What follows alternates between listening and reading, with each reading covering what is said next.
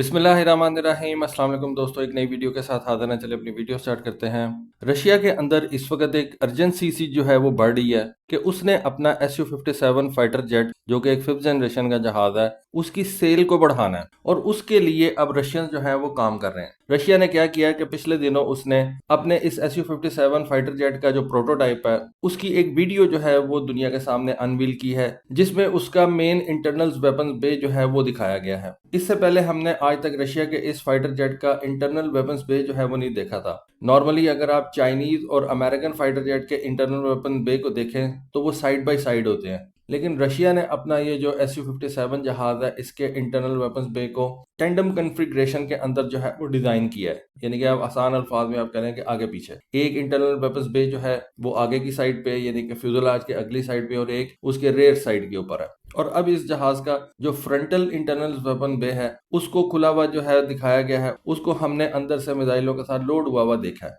ये भी हो सकता था कि इस जहाज का इंटरनल वेपन बे दिखाना है रशिया ने तो उसको वो खाली भी दिखा सकते थे, लेकिन उन्होंने इस प्रमोशनल वीडियो के लिए यही समझा कि इसके इंटरनल वेपन्स बे के अंदर हम मिसाइल लगा के जो है वो दुनिया को शो करेंगे ताकि इस प्रोमो वीडियो के अंदर इस जहाज के लेथैलिटी को जो है वो शो किया जा सके। इस इंटरनल वेपन बे के अंदर दो KH-58 USH के एंटी रेडिएशन मिसाइल जो हैं वो दिखाए गए हैं और हम ये अंदाजा लगा सकते हैं कि दोनों जो इंटरनल वेपन्स बे हैं उनका साइज ऑलमोस्ट अगर सेम ही है या ऑलमोस्ट सेम है तो दूसरे इंटरनल वेपन बे के अंदर भी सेम ये दो मिसाइल जो हैं वो हाउस किए जा सकते हैं। तो इस तरह से एक वक्त के अंदर ये जहाज 4 इस तरह के मिसाइल जो है वो उठा के लेके जा सकता है, 2 शॉर्ट रेंज वाले मिसाइल भी उठा के लेके जा सकता है। ये तो खैर कन्फिग्रेशन के ऊपर डिपेंड करता है कि आप मिशन के ऊपर किस किस्म की कन्फिग्रेशन जो है वो जहाज पे लगा के भेज रहे हैं। 2 शॉर्ट रेंज मिसाइल भी हो सकते हैं, 2 एंटी रेडिएशन मिसाइल हो सकते हैं और 3-4 मीडियम रेंज के R-77 मिसाइल जो है वो भी हो सकते हैं। और इंटरनल वेपन्स बे के अंदर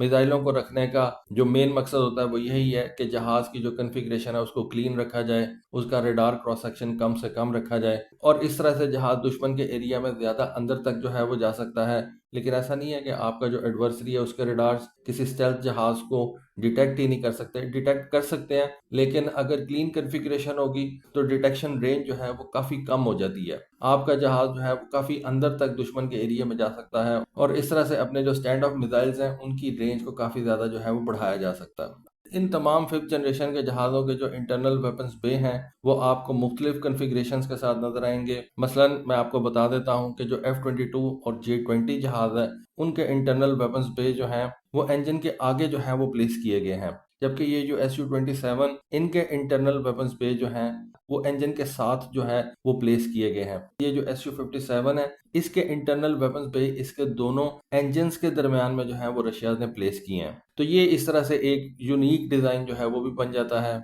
और इस तरह से आप कह लें कि इसका इंटरनल वेपन्स बे जो है मेरी ख्याल में एलोंगेटेड मिसाइल्स जो है वो हाउस कर सकता है एज कम्पेयर टू F-22 और J-20 और F-22 के जो इंटरनल वेपन्स बे हैं उनके अंदर आप बहुत ज्यादा एलोंगेटेड मिसाइल्स जो है वो नहीं हाउस कर सकते, जबकि ये जो SU-57 है ये ज्यादा रेंज वाले मिसाइल्स जो हैं उनको भी हाउस कर सकता है। बहरहाल ये अपनी अपनी कन्फिग्रेशन होती है अपनी अपनी ज़रूरत के हिसाब से। और इसी तस्वीर के अंदर आप देख सकते हैं कि SU-57 का जहाज जो है उसके अंदर आप 14 फुट लॉन्ग और 16 बाई 16 के क्रॉस सेक्शन का मिसाइल जो है वो फिट किया जा सकता है। उसके अलावा इस जहाज के अंदर आपको 2 क्विक लॉन्च बेस जो हैं वो भी नजर आ रही हैं, जिनके अंदर रशियन शॉर्ट रेंज वाले R-73 आर्चर मिसाइल जो हैं वो फिट कर सकते हैं और ये 2 मिसाइल बेसिकली डॉग फाइट के अंदर जो है वो पायलट के काम आ सकते हैं और इनकी कन्फिग्रेशन बिल्कुल F-22 के इंटरनल वेपन्स बे की जैसी जो है वो रखी गई है। उसके अलावा अगर हम बात करें कि SU-57 में और किस किस्म के मिसाइल जो हैं वो रखे जा सकते हैं जो खास तौर पे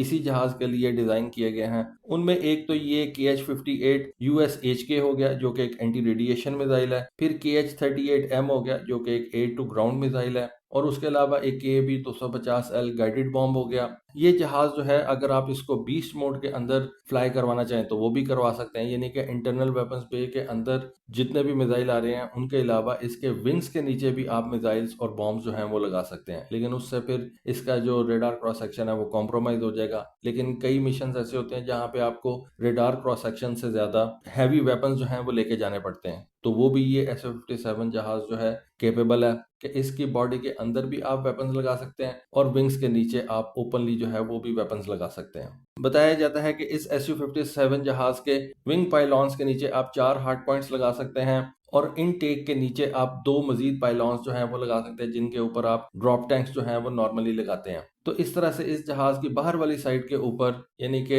इंटरनल वेपन्स बे के अलावा भी 6 हार्ड पॉइंट्स जो हैं वो लग सकते हैं। अब ये सारा कुछ जैसे कि मैंने आपको पहले बताया कि रशियंस इस जहाज की एक्सपोर्ट को बेहतर बनाने के लिए जो है वो कर रहे हैं, क्योंकि अभी तक ये SU-57 जहाज रशिया के अलावा सिर्फ अल्जीरिया ने परचेज किया है और वो भी कोई बहुत ज्यादा बड़े नंबर के अंदर नहीं। बेसिकली तो इस वक्त रशियंस जो है वो कोशिश ये कर रहे हैं कि ये SU-57 जहाज इंडिया परचेज कर ले, और लगता भी ऐसे ही है कि इंडिया इन जहाज़ों को परचेज कर लेगा और इसीलिए इस जहाज की अब इतने सालों बाद इस तरह की ये वीडियोस जो हैं वो हमारे सामने आ रही हैं। उसके अलावा ये जहाज अभी रिसेंटली दुबई एयर शो के अंदर भी जो है वो जा रहा है और वहां भी रशियंस का ख्याल यही है कि इस जहाज को एक्सपोर्ट कस्टमर्स के आगे जो है वो रखा जाएगा। उसके अलावा रशियंस ने इस जहाज के ऊपर एक नया AL-51F1 इंजन जो है वो भी इंस्टॉल किया है, जिसके बारे में आप जानते हैं कि वो AL-41 इंजन के मुकाबले में ज़्यादा बेहतर है। उसके जो एग्जॉस्ट नोजल्स हैं उनको ख़ास तौर पे स्टेल्थ को ज़हन में रखते हुए जो है वो डिज़ाइन किया गया है,